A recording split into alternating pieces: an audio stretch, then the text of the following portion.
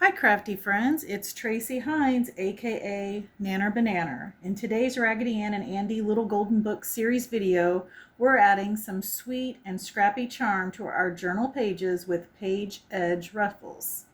Using leftover fabric and trims, I'll show you how to create affordable, adorable ruffle edges that bring texture, color, and vintage whimsy to your junk journal.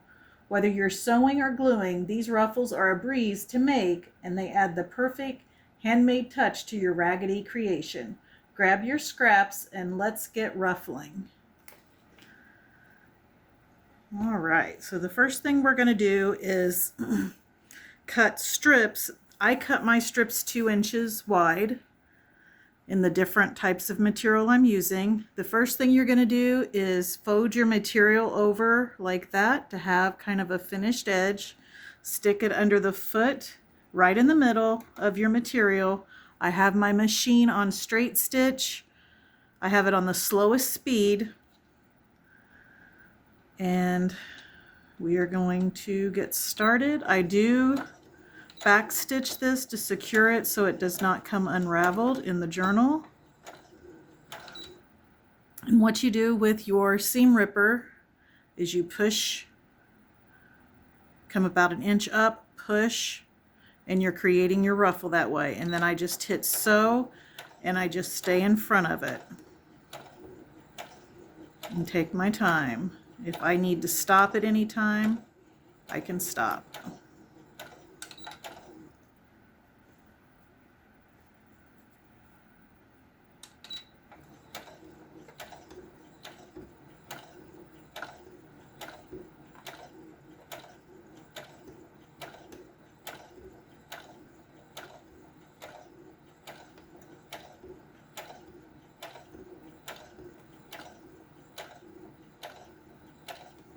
Hopefully you're able to see what I'm doing from this angle. I filmed another video. I don't know if I'll put them both up or not because the other one's coming from a different angle. That way if you wanted to watch both, you can, and maybe get a different viewpoint. At the end, I just flip that edge under, and then I'm going to back stitch. And let's see what the end result is.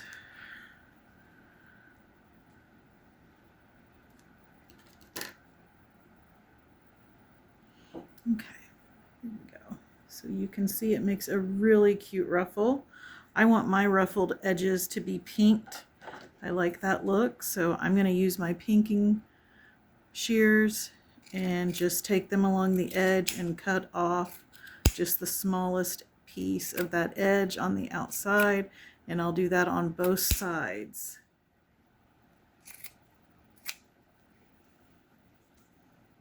You could also pink these when you cut them out, where I ripped mine, because I thought I would like that ripped edge better than a pinked edge, but I decided I like the more finished look of the pink edge. And here's another one I've done. So let me make another one. You can see how I do that again and see if that helps to see it done again. I'd love if you guys decide to try and make your own ruffles. Share with me your experience and how it went. All right, let me put that under here. Again, I'm just back stitching to secure the thread so it cannot come unraveled. And by having it on the slowest speed, I'm able to do my pleats as I go, where when I tried it at a higher speed, I had to stop and start the sewing machine quite a bit.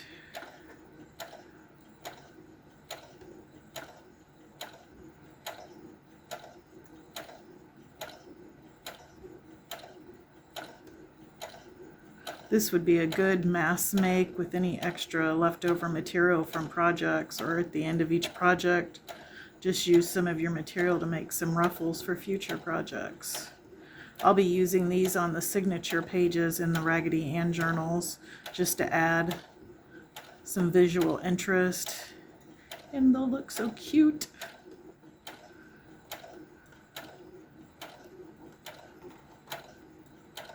The seam ripper really does give you a lot of control over the material. I would highly recommend using a seam ripper. All right, let me back stitch this one.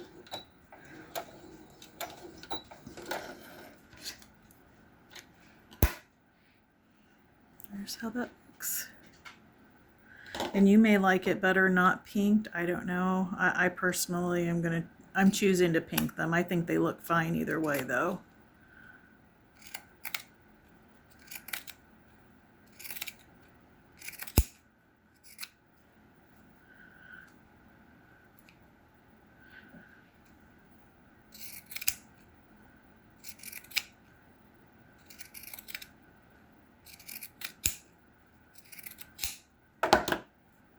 All right, there's that one. See how that looks. All right, guys. Thanks for watching. This is Nanner BaNanner signing off. Keep it cute, keep it crafty, and keep making something out of nothing. Bye.